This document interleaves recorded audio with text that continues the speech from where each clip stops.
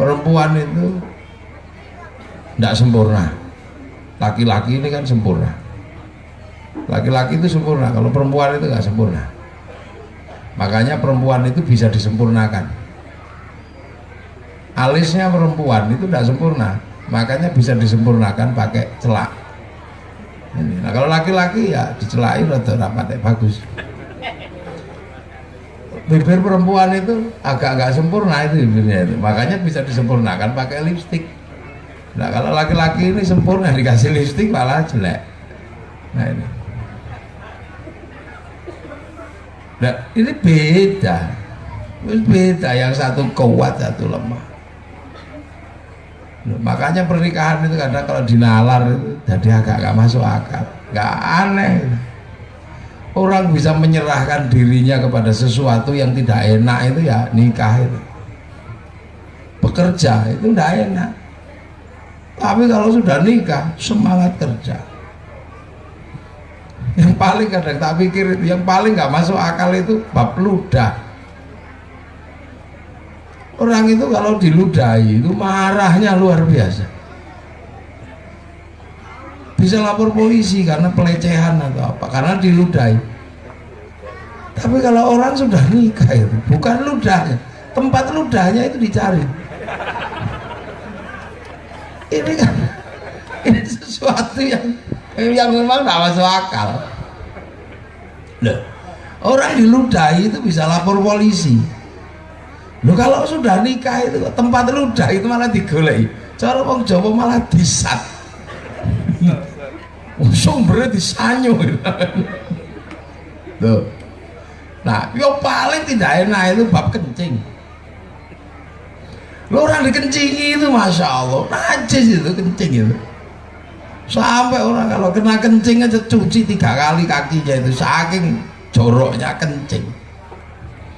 Duh kalau sudah nikah itu bukan kencingnya, malah tempat kencingnya dicari. Ini kan nggak masuk akal. Loh, jadi nggak masuk akal itu bisa terjadi itu di pernikahan itu. Loh, itu kan aneh. Orang dicubit itu marah, ini dicubit seneng. Yang jorok-jorok itu jadi indah, muntah, itu jorok. Tapi begitu orang itu menikah, muntah itu tadai, dengan penuh hikmat itu kan, dilihat berkali-kali. Oh, mijeti orang itu daerah, lalu ini malah kita pijeti gitu. Atau yang paling nggak masuk akal lagi itu, orang itu kalau belum menikah itu coba ya, pakai baju ditutup, kelihatan dikit itu ditutupi, baju kok sobek ditambal, takut kelihatan orang. Begitu menikah nggak mau ditutupi, dibuang semua. Iya toh, dan itu sudah terjadi kan. Nah ini yang namanya muskilat pernikahan. Nah itu terjadi kenapa? Itu terjadi karena Allah itu menumbuhkan sesuatu yang tidak terlihat. Nah, sesuatu yang tidak terlihat itu apa? Itu yang disebut mahabbah atau cinta. Nah, itu Allah yang numbuhkan. Allah yang numbuhkan sehingga Mas Bayu sama Mbak Iin ini pengen selalu bersama. Itu kan Allah menumbuhkan mahabbah, menumbuhkan cinta. Nah itu Allah yang menumbuhkan. Nah, cinta itu tumbuhnya dari mana? Nah itu dari fitrah dasar pembuatan manusia. Di mana Allah itu waktu bikin manusia pertama yang namanya Nabi Adam alaihissalam. Nabi Adam alaihissalam itu pertamanya kan makhluk ruhani, jadi chipnya tok, nggak ada casingnya. Nah, tapi begitu Nabi Adam karena mau diciptakan sebagai manusia yang jadi khalifah, ini dibikinkan casing. Nah casingnya ini dimplek-emplek gitu, dimplek-emplek. Nah ada dimplek-emplek gimana cerita dimplek-emplek itu di utara itu sampai ono yuru. Terus Nabi Adam sebagai chipnya, kartunya ini dimasukkan ke dalam jasad yang dibikin Allah ini. Fanfukhruh, tiup ke dalam situ. Nah ya sudah, begitu ditiup itu Nabi Adam terus punya jasad. Mulai jalan sana, jalan sini, gagah gitu. Nah tapi setelah punya hak jasad, Nabi Adam ini mengalami satu keanehan yang seperti mistik. Jadi keanehan mistik. Setiap bangun tidur itu Nabi Adam itu bingung. Lama-lama itu bingung. Karena Nabi Adam lama-lama tahu kasih hidung, oh ini untuk mencium. Tangan, oh untuk memegang. Kaki untuk jalan. Mata untuk melihat.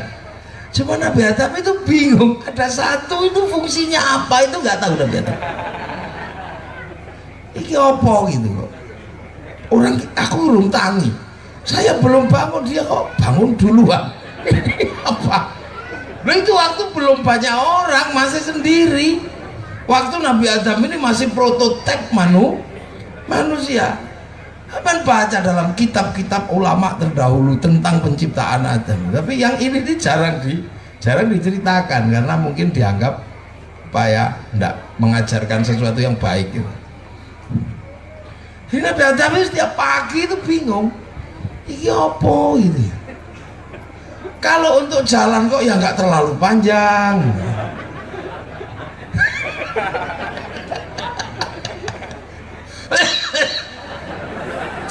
Lah ya lah, ini untuk ngangkat kok nggak ada jarinya. Itu makanya kalau dalam syair-syair Arab itu ada makhluk itu disebut hayatun bila ruhin warosun bila syarin wafamun bila sinin fi'aluhu masya Allah. Itu ada hayatun bila ruhin, hidup tapi nggak ada ruhnya. Wafamun bila sinin, dan ada mulutnya tapi nggak ada giginya. Warosun bila syarin, ada kepala tapi nggak ada rambutnya. Tapi pekerjaannya masya Allah. Lah itu Nabi Adam juga bingung iki apa gitu.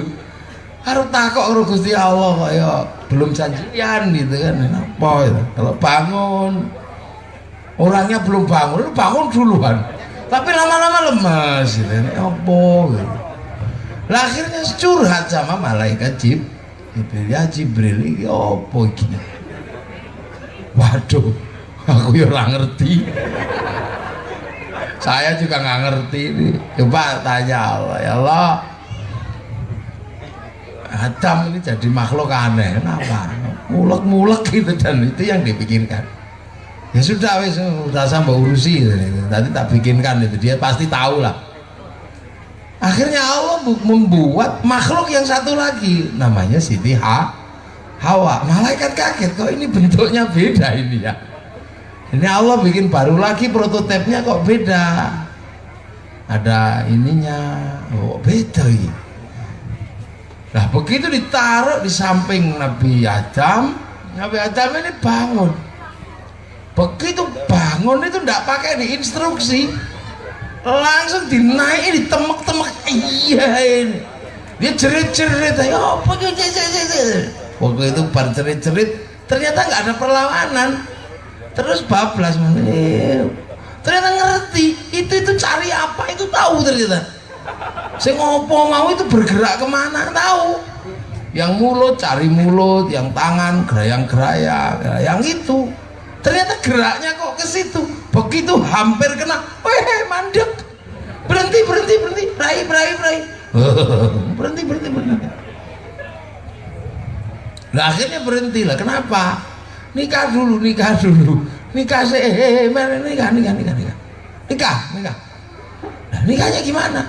Ya sudah nikah, nanti Nabi apa Jibril yang ngurusi, ketua panitianya Jibril kayak tadi itu panitianya itu.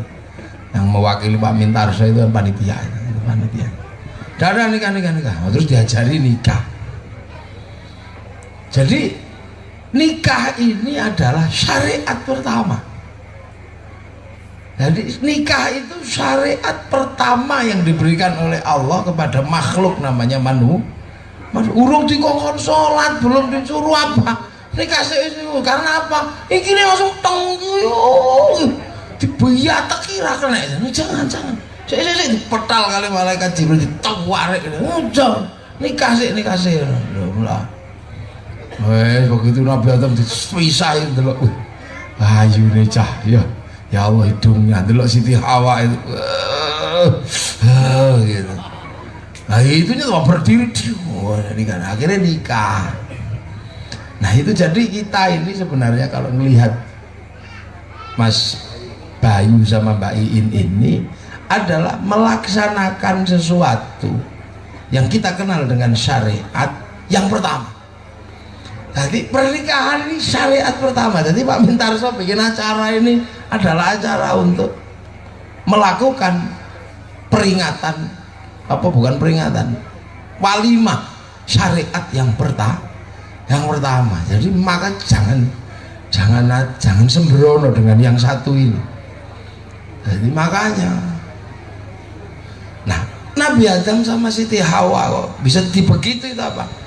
Allah kasih namanya mahabbah, kasih namanya cinta, emplung gitu. Lah mahabbah itu apa? Mahabbah itu adalah percikan rahmannya Allah. Allah itu Rahman Rahim. Lah mahabbah atau cinta itu pancaran rahmannya Allah. Lah Rahman itu apa? Rahman itu adalah belas kasihan terhadap makhluk di dunia dan di akhirat. Jadi Rahman itu adalah belas kasih Allah terhadap sesuatu yang ada di dunia dan di akhirat. Loh, makanya cinta itu aneh karena percikannya. Nah Rahmannya Allah itu kan bikin pipi halus juga bikin panu, bikin singa yang begitu gagah juga bikin zebra, bikin gurame juga bikin mulut manusia yang suka goreng gurame. Nah kalau berbicara Rahman, bikin burung perkutut yang bagus juga bikin tikus yang suka makan telur perkutut. Nek manusia kan enggak, pengennya kan satu aja, misalnya rumah itu ya bagus gitu aja. Manusia pengen pipi halus ya halus gitu aja. Tapi kalau Allah enggak, ya bikin pipi ya bikin bikin padi ya bikin ular yang makan padi, bikin katak yang bagus tapi bikin ular yang makan katak, bikin orang Islam juga bikin orang Yahudi. Loh, di hadapan Allah sama-sama mendapatkan belas kasihan. Yang Islam bisa makan, yang Yahudi ya dikasih makan, yang Nasrani ya dikasih makan, yang tidak bertuhan juga dikasih makan. Rahman Allah itu meliputi seperti itu. Yang baik ya diliputi, yang berandal juga diliputi. Itu Rahman. Loh, makanya karena mahabbah itu percikan Rahmannya Allah, maka cinta itu bisa menerima apa saja. Loh, makanya Allah cinta itu ada, sekotor apapun bisa dianggap bersih. Makanya kalau sudah berbicara cinta, kita bisa melihat betapa misteriusnya cinta. Loh, kalau sudah cinta, di lembah yang berlumpur dan bernoda, di sanalah kini engkau berada. Mengapa? Oh mengapa? Loh, ini kan lagu cinta. Kalau sudah tumbuh, bahkan perempuan berlumur dosa pun bisa diterima. Aneh. Bekasnya wong sak donya ini diterima coba. Loh, kalau sudah cinta itu sudah nggak peduli. Itu cinta, itu mahabbah, itu misteri. Nah, makanya sampai delok lagu cinta itu variasinya banyaknya luar biasa karena misteri, dan itu pemberian Allah. Rasa cinta pasti ada pada makhluk yang bernyawa, sejak lama sampai kini tetap suci dan abadi, takkan hilang selamanya sampai datang akhir masa. Renungkanlah, kan gitu lagunya. Perasaan insan sama, ingin cinta dan dicinta. Jadi kalau urusan nyanyi, kalau udah masalah cinta, saya juga bisa nyanyi kalau udah cinta. Duh, cinta itu membangkitkan semangat. Bukan ciptaan manusia, tapi takdir yang kuasa. Janganlah engkau pungkiri segala yang Tuhan beri. Nah, cinta. Lu kalau sudah cinta itu aneh. Lagu apa itu? Pramuria itu. Jadi cinta juga, walaupun sampai ada coba kadang disenggol orang aja, kita itu sudah marah. Tapi kalau sudah cinta itu, apa itu lagu Pramuria itu gimana Gus Rofik? Menjenengan yang dulu ngajarkan saya berlagu cinta Pramuria itu gimana lagunya? Ini Gus Rofik. Tapi pasti lupa beliaunya, karena dari Penajam ke sini pasti naik mobil. Nah dia nggak tahan sama mobil, jadi agak nggak bisa mikir. Lagu cinta. Mulai dari yang lebih baik kau bunuh aku dengan pedangmu. Lu bahkan dibunuh pakai pedang pun nggak apa-apa. Kalau sudah cinta itu gua ada perbedaan. Orang sudah cinta, habis pacaran sama kita, digondol sama orang, itu masih bisa kita terima kok kalau pulang, kalau masih ada cinta lo itu loh. Maka cinta itu persis percikan rahmannya Allah, bisa menerima apa saja. Kekurangannya bisa kita tutupi, kelebihannya kita terima, bahkan cerewetnya seperti mesin, mau kita terima apa aja kita terima kok, namanya cinta itu. Karena mahabbah itu percikan rahmannya Allah, persis seperti maling berandal begitu, astagfirullahaladzim, ya tak terima lagi, begitu kan. Rahman itu begitu. Makanya orang kalau cinta habis digondol orang pulang lagi, ya udah mas, maafkan aku, ya enggak apa-apa. Begitu juga yang laki-laki, habis sono kandul babon kono pulang loh, Dek maafkan mas ya, iya mas enggak apa-apa, sudahlah jangan diulangi ya. Ya semoga aja bisa, besok diulangi lagi, pulang lagi, ya nggak apa-apa. Sama kayak Allah, kalau orang sudah punya mahabbah, dosa berkali-kali, astagfirullahaladzim, terima lagi, ngentet lagi, astagfirullahaladzim. Ini mahabbah. Jadi kita jangan sembrono. Cinta itu mahabbah. Jadi itu cinta. Nah ini makanya coba sampai lagu dari dulu itu, dari cinta yang penuh luka sampai cinta yang penuh haru biru. Ingin ku mati bila tak ingat dosa, ingin rasanya aku pulang ke rahim ibu loh. Sampai cinta itu punya kalimat yang gak masuk akal. Mau sondas musa mau gede mau pulang ke rahim ibu. Nah itu makanya ya mahabbah. Makanya kehidupan itu kalau masih punya mahabbah, punya cinta, termasuk dalam keluarga, mau suka, mau duka, mau pahit, mau manis, mau terpelanting, mau apapun, kalau mahabbah itu masih ada, kita masih bisa hidup bersama. Nah maka Mas Bayu ya, jangan lupa, cinta enggak sampean sama Mbak Iin? Cinta loh? Mbak Iin cinta sama Mas Bayu? Aduh, jangan senyum dong, jawab dong, katakan iya pada Mas Bayu. Loh gitu, itu baru. Enggak, ini tak boleh nih, mumpung ada Pak Mintarso di sampingnya. Sampai cinta sama Mas Bayu. Dah ngene dak ya apa? Tapi senyum perempuan itu lebih membuktikan daripada kata-katanya. Kalau udah gitu, nah itu sudah, itu lebih dari tafsir 1000 kitab gitu.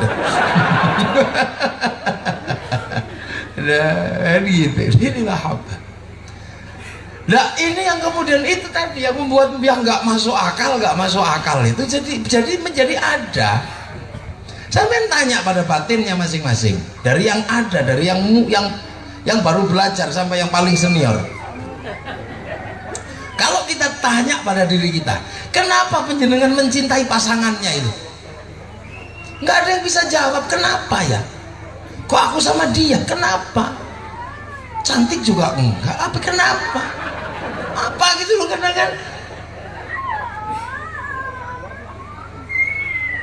Loh, kenapa?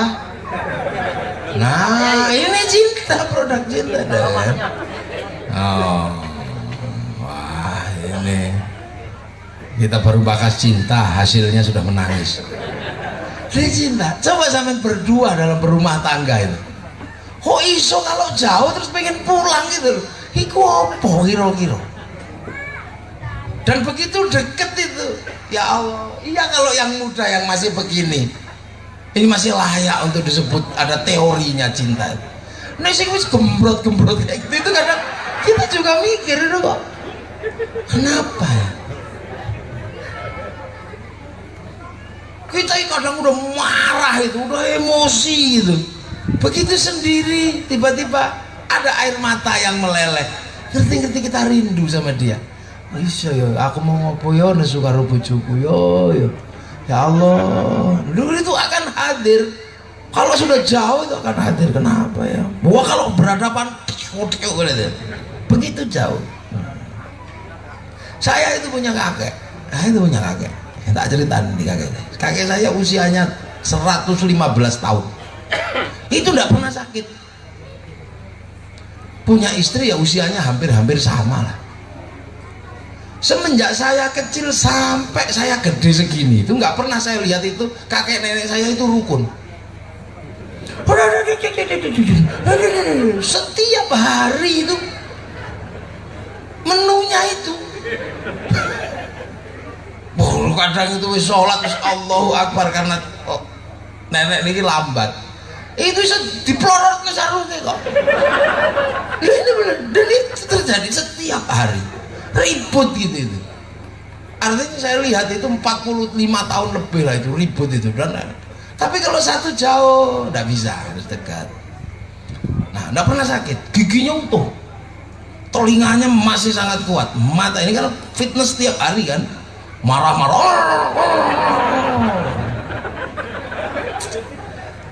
Nah, tahun 2009 yang perempuan nenek saya itu meninggal.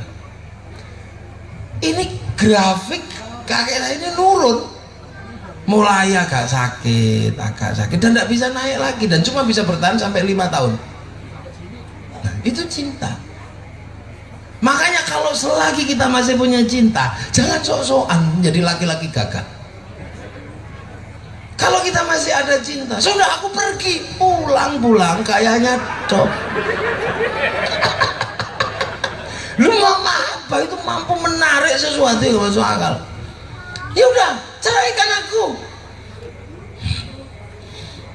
Ngono itu kan.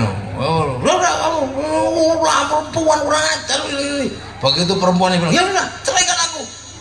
Enggak akan iya gitu, enggak malah juga.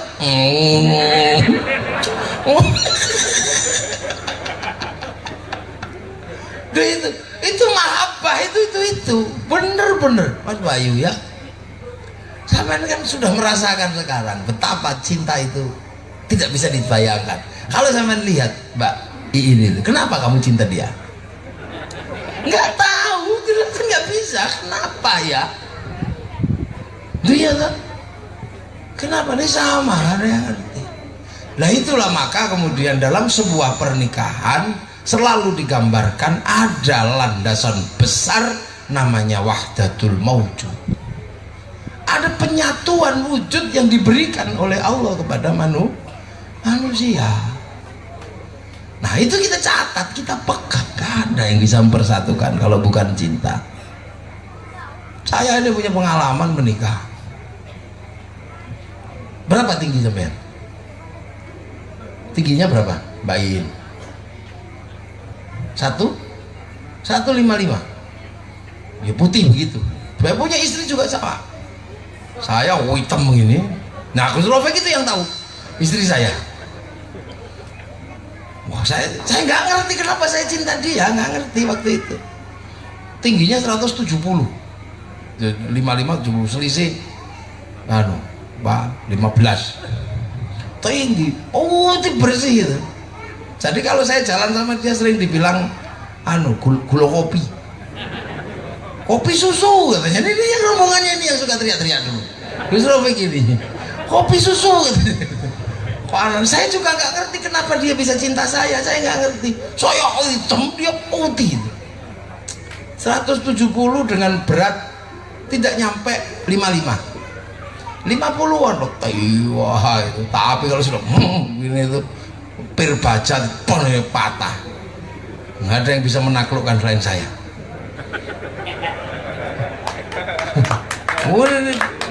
Udah atlet tenaga dalam dan atlet silat. Kalau dia lagi itu keren, tapi saya cuma pegang tasbih aja. Karena saya pegang tasbih, cinta dia sama cinta saya gabungkan, truk gitu. Mau marah, gitu.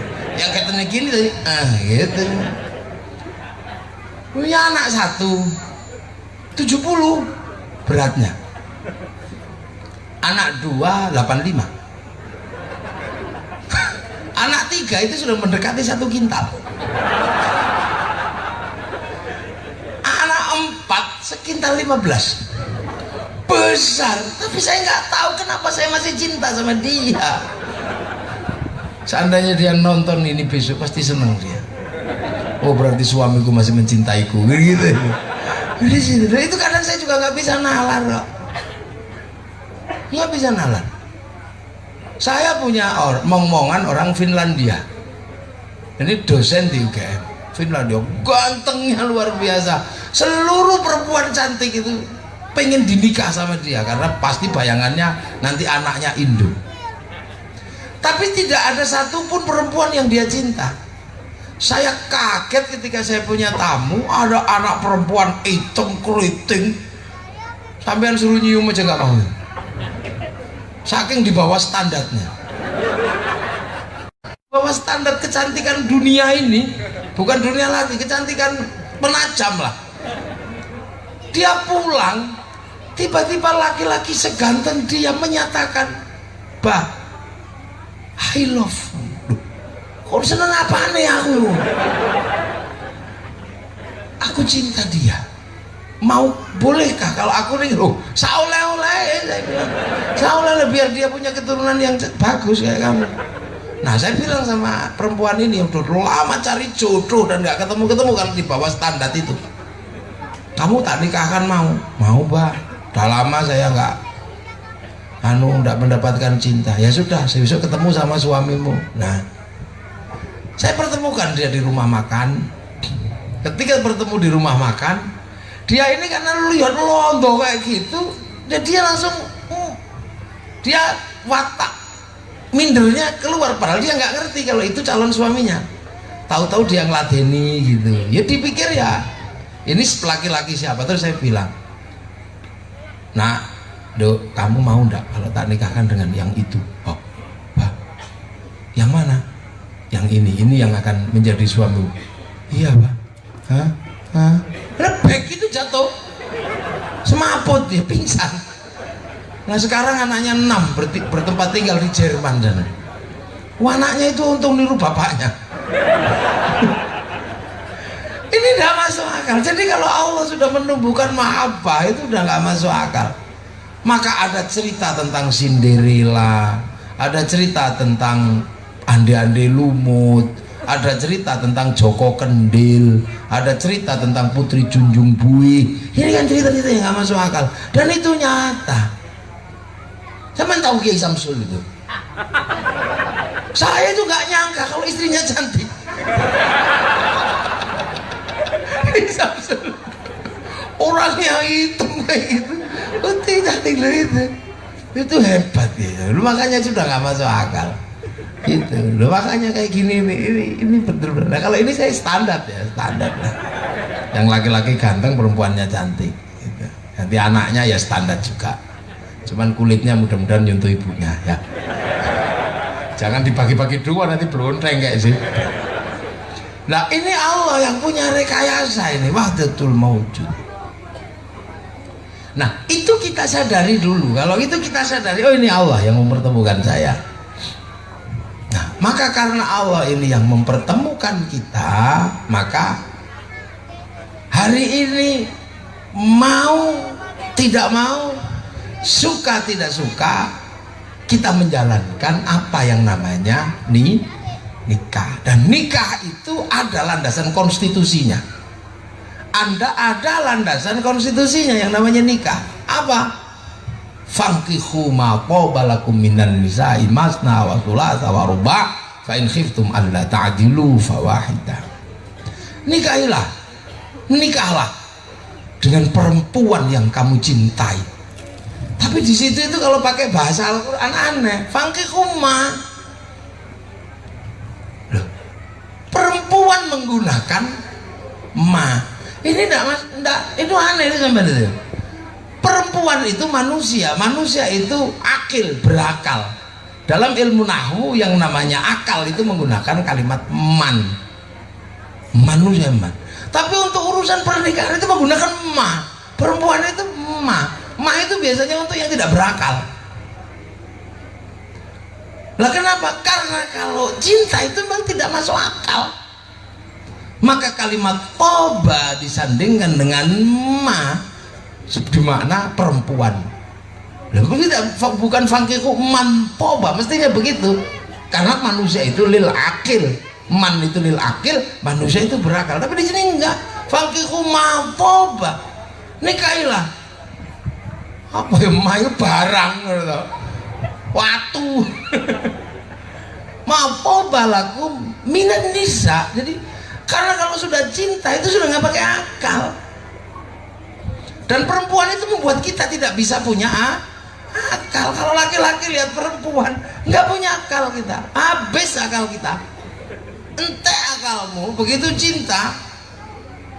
Udah lupa yang namanya ladang dan sawah, lupa kalau sudah cinta, gelibet. Nah, itu namanya cinta. Kalau sudah namanya cinta ya bulet, nggak masuk akal. Ini yang manten tua ini sudah punya pengalaman. Grimis, yuk kudungan sarung, berusia adon, yes, nggak masuk akal. Orang tua dilupakan. Teman dilupakan, apa saja lupa pokoknya kalau sudah namanya cinta. Nah, maqal balakum minan nisa, perempuan ya. Masna, dua, laki-laki boleh dua. Jadi sama jangan protes kalau laki-laki itu boleh nikah dua ya. Ini Al-Quran ngajarkan. Itu dua. Wasulasa dan tiga atau tiga deh. Waruba atau 4. Jadi kamu boleh laki-laki itu menikah 2, 3, 4. Apalagi kalau madhabnya Syiah itu tambah ziyadah. Jadi masna 2, wasulah dan tambah 3 lagi 5, waruba dan tambah lagi 4. Nah ini dulu saya waktu ketemu guru Zaini di Martapura sana, saya mendapatkan kalimat yang sangat bisa menggambarkan dan saya sampai ketawa pinggir-pinggir. Nikah 1 kata guru Zaini dulu itu wajar.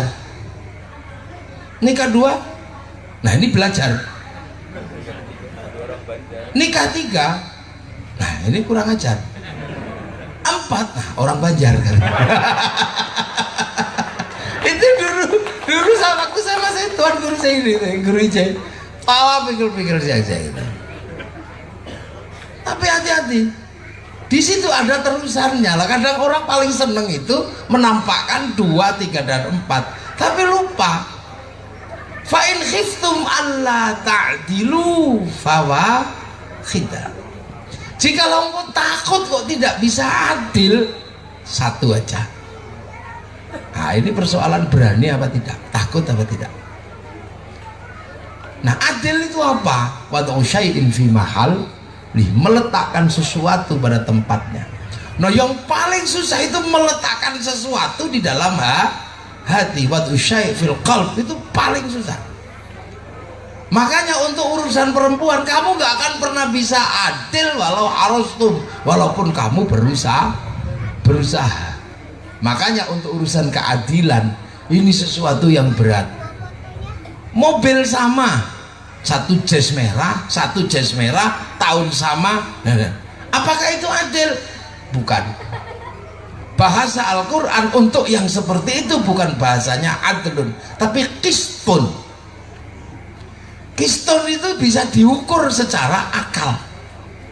100.000, 100.000. Ini namanya qistun. Dan untuk qistun itu urusannya dengan anak yatim. Tapi untuk urusan perempuan pakai kalimat adlun, dan keadilan pada perempuan sesuatu yang luar biasa berat. Makanya Pak Mintarso walaupun duitnya banyak tetap satu.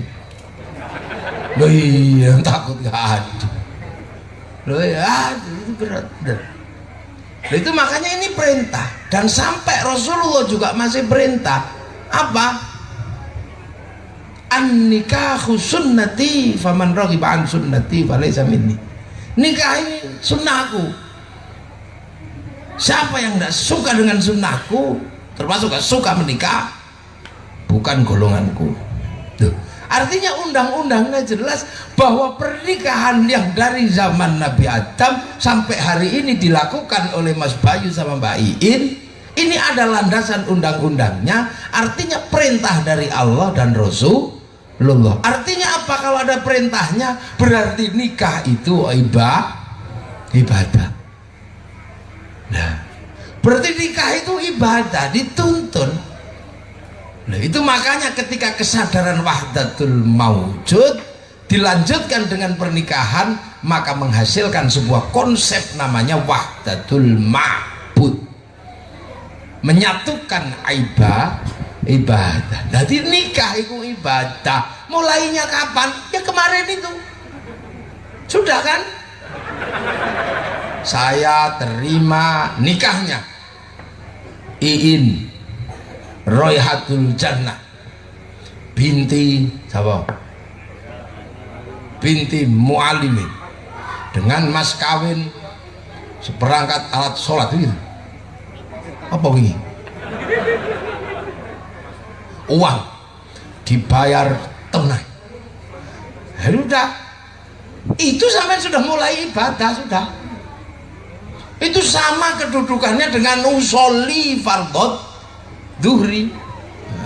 Usolli Allahu Akbar. Sudah,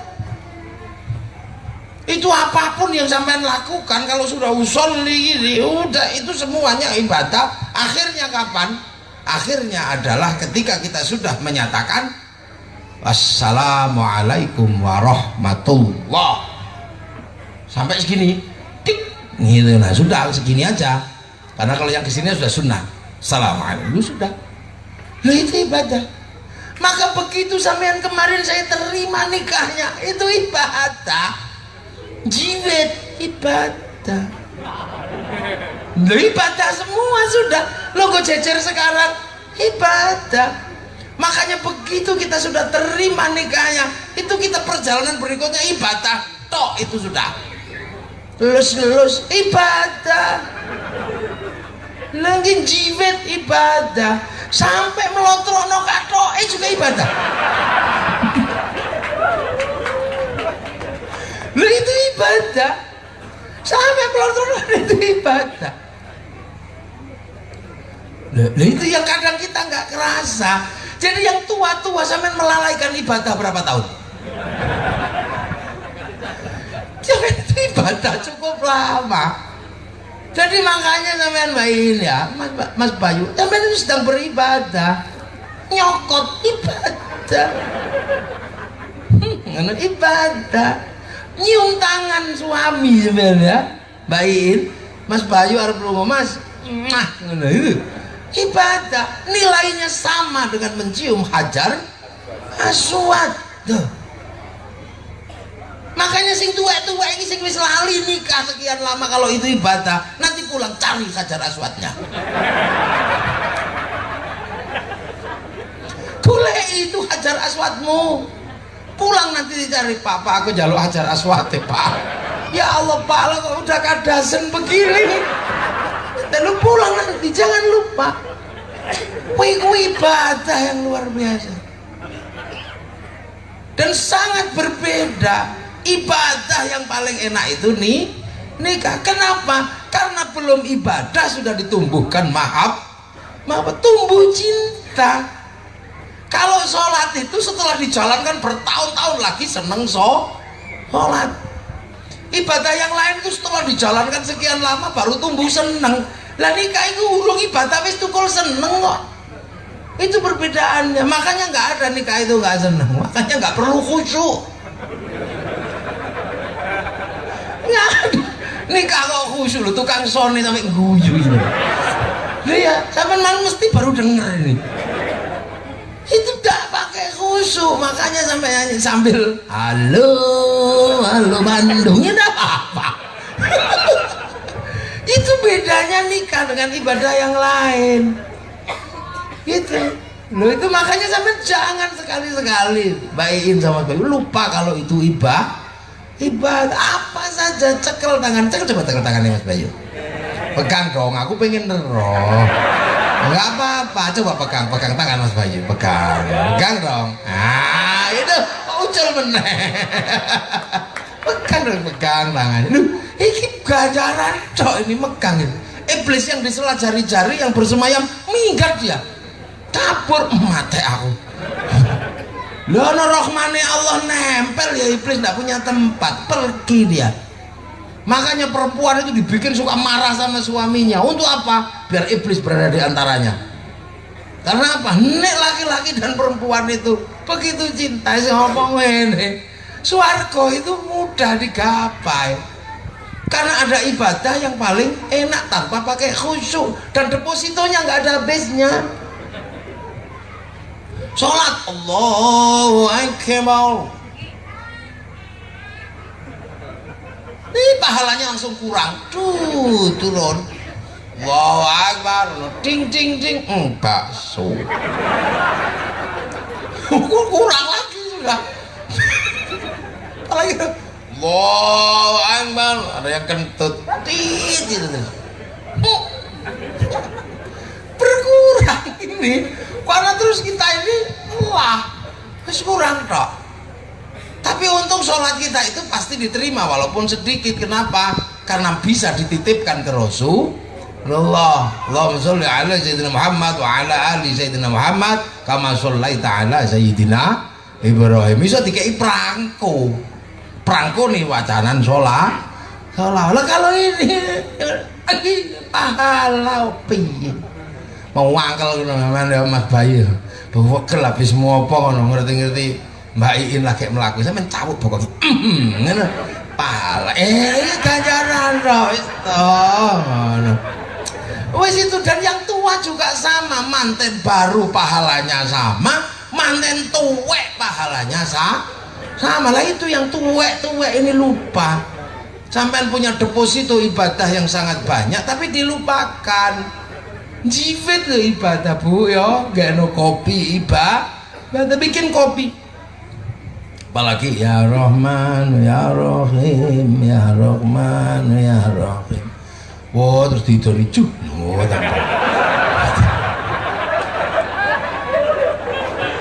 Ini yang kadang lupa. Ini wong lupa, masya Allah. Dan itu dilupakan. Kalau nikah itu ibadah.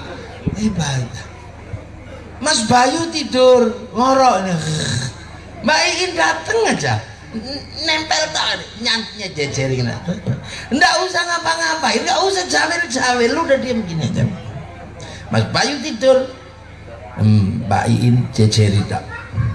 Itu pahalanya sama dengan sholat berhadapan langsung dengan Ka'bah. Allahu Akbar. Kalau di sini kan online-nya panjang. Lewat sawah, lewat laut, lewat benua. Jadi makanya rapatnya khusyuk kok mego ini kan. kadang pahalanya dibajak di tengah jalan itu. Nah kalau ini kalau udah tidur pek bayin langsung di sampingnya pek, tidak usah ngapa-ngapain, itu sama pahalanya dengan sholat tanpa halangan berhadapan dengan kiblat Ka'bah Baitullah. Maka ibu-ibu ini bisa pergi haji tanpa harus ke sana. Dengan apa? Yang penting rajin cium tangan suami, sering tidur jejer sama suami. Itu podo itu ganjarannya haji senajan tidak pakai kesana loh. Makanya perempuan itu dibikin suka emosi dengar suaminya ngorok. Akhirnya kehilangan sholat di depan Ka'bah. Lah suami itu memang godaan terbesar itu ngorok.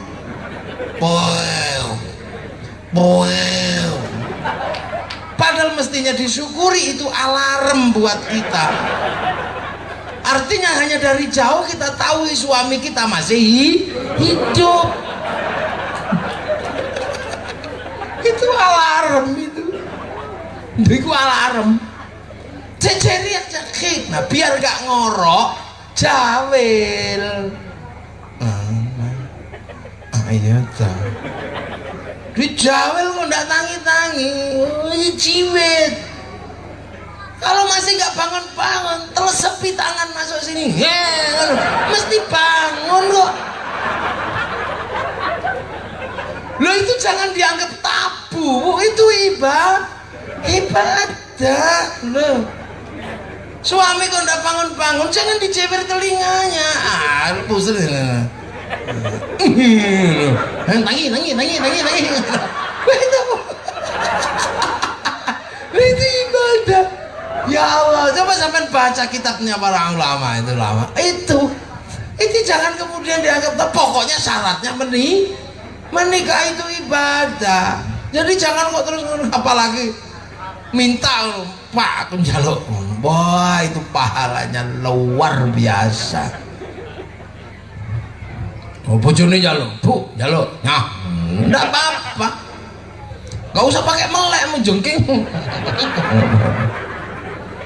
Ini yang kadang mesti saya sampaikan. Karena itu nilainya ibadah semua itu. Jadi tidak ada tabu, tidak ada dosa. Akhirnya kok silite ngono wis to. Tak silit tahu kan? Ya silit itu bolongannya itu. Asal jangan dari situ aja. Sampingnya.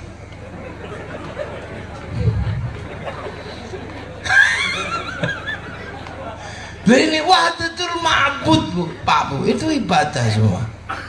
Setelah itu kemudian hamil. Karena hasil ibadah, orang hamil ini satu langkah cok itu sama dengan pergi jihad fisabilillah. Nah, sampean kok besok kok tiba-tiba belendu itu. Terus jalan gini, beli bakso, selangkah ini jihad fisabilillah. Siang makan cok itu sama dengan pahalanya puasa. Tidur ngorok tengah malam pahalanya sama dengan tahajud. Itu ibadah, bukan nyapa lagi tuh netei anaknya sekali cecep itu pahalanya 100. Nah kalau anaknya tuh wablek sampai 6 tahun. Lu makanya perempuan yang anaknya banyak, misalnya anak 10 berarti tahajud 9 bulan kali 10, puasa 9 bulan kali 10 netei, aduh berapa kayaknya pahalanya. Makanya orang yang anaknya banyak itu, perempuan yang anaknya banyak itu doanya manjur. Makanya orang-orang tua dulu anaknya banyak manjur Pak Mintarso, doanya bapak nenek moyangnya dulu anaknya banyak, ya Allah muka-muka Mintarso sugih. Iya, makanya zaman Gus Dur jadi presiden ini dapat pengalaman. Indonesia ketika Gus Dur jadi presiden ini diambang perpecahan, sana pengen merdeka, sana pengen merdeka, dan itu lumrah bagi bangsa Indonesia karena satu-satunya bangsa di dunia yang paling aneh itu Indonesia. Anehnya di mana? Arab itu satu bangsa dipikul puluhan negara, Eropa satu bangsa dipikul puluhan negara, tapi kita ini puluhan bangsa jadi satu negara. Ini rahasia terbesar di dunia. Makanya Bung Karno menyatukan dengan Pancasila, bendera merah putih. Pak Harto menyatukan dengan transmigrasi. Hasilnya ya ini wajah-wajah transmigran disatukan antar bangsa. Bagaimana bersatu? Maka ada orang Banjar, ada orang Bugis. Yang orang Bugis kalau ngomong menjadi aneh. Mau kemana Pak? Ke Ban. Ngapain? Ngambil uan. Untuk apa? Bayar hutan. Kaya banget ini orang. Ke Ban, padahal maksudnya ke bank. Ambil uan, ambil uang, bayar hutan, bayar hutang. Ini bersatu, satu-satu semua. Pak Mintarso itu kalau aslinya dari Cilacap sana, itu priwe kayak gue aja kayak kue. Iya itu tadi bapaknya saudaranya datang, ada yang priwe Pak Kiai apa sehat? Ya sehat nyong. Dan ini bersatu semua loh. Begitu Gus Dur ini tadi Pak Harto transmigrasi pengen pisah-pisah, Gus Dur pusing ini. Karena satu-satunya presiden di dunia nggak masuk akal itu Gus Dur, sudah nggak bisa jalan, nggak lihat, oh gimana? Semua pengen pisah, semua pengen pisah. Apalagi Pak Amin waktu itu bikin gagasan federasi, pemisahan dengan struktur kekuasaan seperti negara federal. Akhirnya Gus Dur pusing, gimana ini Gus? Akhirnya kiai-kiai istikharah. Istikharahnya itu hasilnya ya Allah di luar nalar orang. Apa? Kalau bangsamu nggak ingin pecah, cari perempuan yang anaknya paling banyak se-Indonesia, minta untuk mendoakan agar bangsa ini tidak pecah. Kelilinglah saya cari perempuan terbanyak anaknya se-Indonesia, dapat 125. Yang masuk kriteria 75, anaknya paling sedikit 15. Jadi di Indonesia ada orang anaknya 26 dan 15, itu paling rata-rata 20 itu ada ketemu 75. Akhirnya nenek-nenek ini tak minta doa, Mbah tolong doakan agar bangsa ini tidak pecah. Berdoa semua ya Allah, terserah berdoa sendiri. Habis itu tak seneng-seneng kan, karena saya minta doa pada ibu simbah-simbah. Saya bawa ke Hong Kong, saya bawa di sana ini naik roller coaster. Sampai bayang nenek naik roller coaster itu. Ono sih iya susure ucul. Ada yang giginya ucul, gigi palsu Pak. Ada yang kondenya lepas. Sudah habis itu udah kita pulang, doa bersama lagi. Pulang tak kasih 100 jutaan. Nah, pulang. Seminggu berikutnya nggak ada lagi cerita federasi, cerita tentang perpisahan bangsa Indonesia. Makanya sampai kalau punya hajat nggak kabul-kabul, cari perempuan yang anaknya paling banyak. Minta doa, Mbah doakan Mbah, hasil. Nah itu manjur lu orang saat apa tahajud 9 bulan kali 15, berapa kali itu sudah. Nah makanya kalau istri saya itu sedang hamil, nggak mau kalah saya, tahajud nggak berhenti saya, jangan sampai nanti kalah sama dia. Saya puasa nggak pernah berhenti di 23 tahun lebih. Nah, kayak gini nih, pahala semua. Nah, setelah anak lahir, pahala juga. Carikan rezeki, pahala, ibadah semua.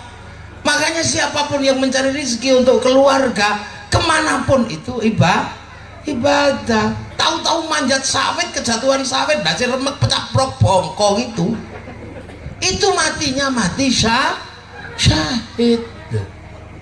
Karena apa? Mencarikan rezeki buat anak dari ibadah, buat anak ibadah. Makanya resepsi kayak begini Pak Mintarso, ini bagian dari ibadah. Maka kalau penjenengan punya uang, bikin resepsi yang gede lagi. Itu bila perlu 7 hari berturut-turut ya gitu. Itu resepsi, kasih makan semua orang, ini ibadah semua. Makanya tidak boleh dalam pernikahan orang tua kemudian bikin undangan tidak menerima sumbangan, tidak boleh. Karena menikahkan anak itu ibadah. Orang bisa belikan sangu walaupun cuma 20.000 kepada manten ini, itu ibadah. Maka jangan halang-halangi orang beribadah menyumbang 20.000, 10.000, ya 5.000, yang penting amplopnya gede, isinya nggak urus lah, yang penting amplopnya besar. Makanya kasih kotak itu kan di depan itu bukan apa-apa. Jangan halangi orang ibadah. Nah itu. Nah ini pokok kunci. Loh, makanya orang kalau bisa ingat betul ini ibadah. Enak yang tua-tua gitu pulang jiwit pipine ibadah. Ya Bu ya. Bu. Dengar deh ini. Bikin kopi jangan marah-marah. Karena suami akan beribadah ke ladang kerja. Iya, beli rokok jangan marah-marah karena rokok membuat suami tidak ngantukan. Dan karena tidak ngantuk kemudian bekerjanya lebih semangat, hasilnya pulang bawa uang. Lu itu makanya. Dengan anak juga jangan suka marah-marah karena itu hasil ibadah. Kalaupun bodoh ndak usah dimarahi, salah sampean waktu bikinnya ngantuk. Bikin ibadah. Jadi rumah tangga itu ibadah, nanam pohon depan rumah itu ibadah, dicuri sama anak-anak itu hasil ibadah, maka anggap saja itu bagian dari sedekah ibadah, maka gak usah marah-marah. Rumah sampean diinjek-injek sama anak-anak ini, ndak usah marah, anak-anak ini hasil ibadah, karena anak-anak ini hasil ibadah, rumah sampean diinjak oleh hasil ibadah. Masjid tempat ibadah, gak usah marah-marah kalau anak-anak ribut di dalam masjid karena anak ini itu hasil ibadah. Ini kadang orang gak tahu ini.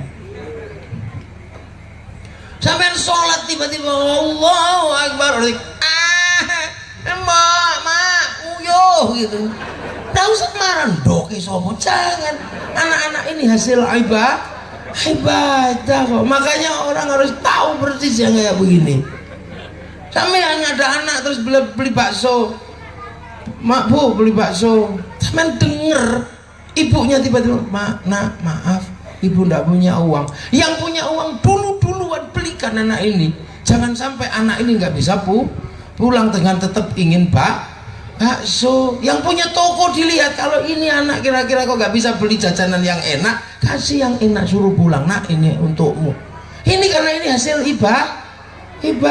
Lu sama kadang kita lupa kalau anak-anak ini hasil ibadah, maka apapun yang kita lakukan terhadap anak manusia semua dalam bingkai ibadah. Loh ngono lho iman itu. Lah ono sing protes. Gimana Kiai kalau saya nambah istri? Ibadah saya menjadi lebih besar katanya. Kan gitu. Ya tapi kan kalau kamu nambah istri kan jadi suka sembunyi-sembunyi. Artinya apa? Ibadahmu jadi tidak khusyuk, ngedelek ini, takut ketahuan. Nah itu maka satu aja ibadahnya gagah, khusyuk kemana-mana, gandeng sendiri. Kalau punya dua nggak khusyuk, sembunyi. Itulah ibadah kalau nggak khusyuk ya nggak enak. Ya, punya istri dua, istri tiga itu menyebabkan tidak khusyuk. Kalau satu lebih khusyuk, lebih gagah. Inilah tanya Gus Rofi gitu. Gus Rofi tak tawari perempuan 5, nggak mau. Cukup satu dengan yang dulu ya.